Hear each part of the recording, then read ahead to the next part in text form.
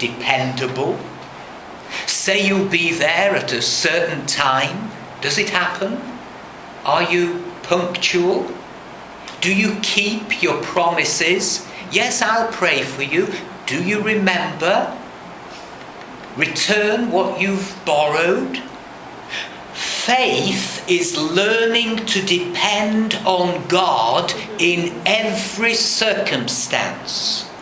And fruit of the Spirit, faithfulness, is being dependable. How does your faithfulness stand up to divine scrutiny? In Luke 16 and verse 10, it says, "Whoever can be trusted with very little can also be trusted with much." Character is tested in the small things. Whoever is dishonest with very little will also be dishonest with much.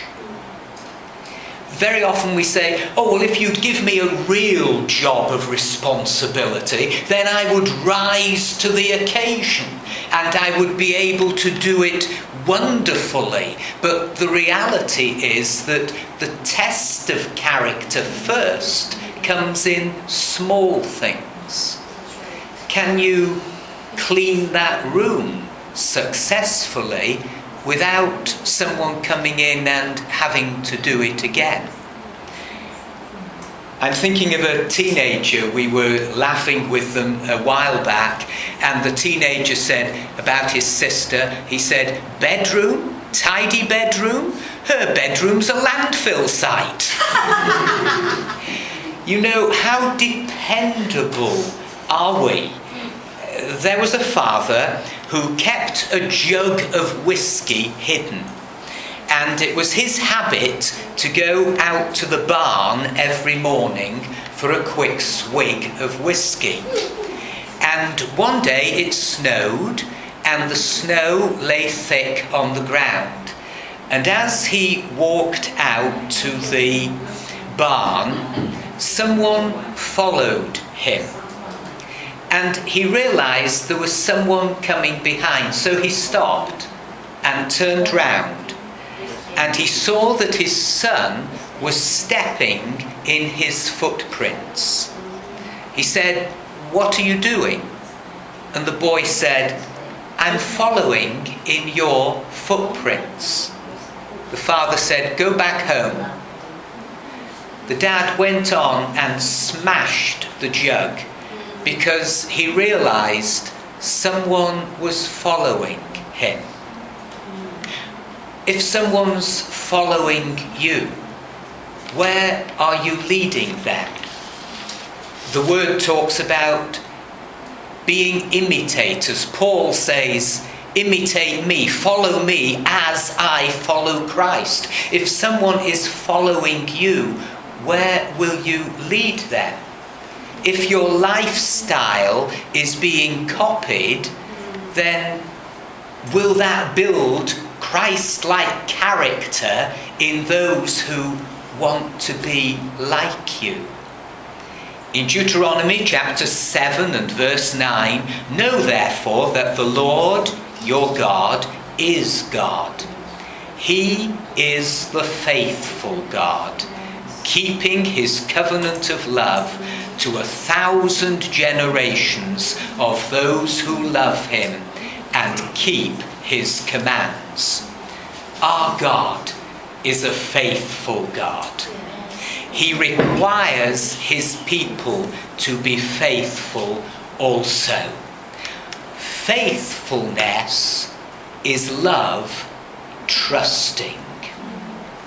Proverbs chapter 20 verse 6, "Many a man claims to have unfailing love, but a faithful man who can find?" And Proverbs 28 verse 20, "A faithful man will be richly blessed." In Numbers chapter 12 verse 7, God told Aaron and Miriam, "My servant Moses is faithful in all my house. With him I speak face to face, clearly, and not in riddles. He sees the form of the Lord."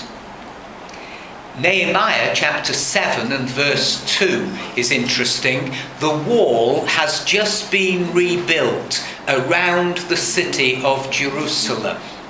And it says this, Nehemiah says, "I put in charge of Jerusalem my brother Hanani, because he was a man of integrity and feared God more than most men do."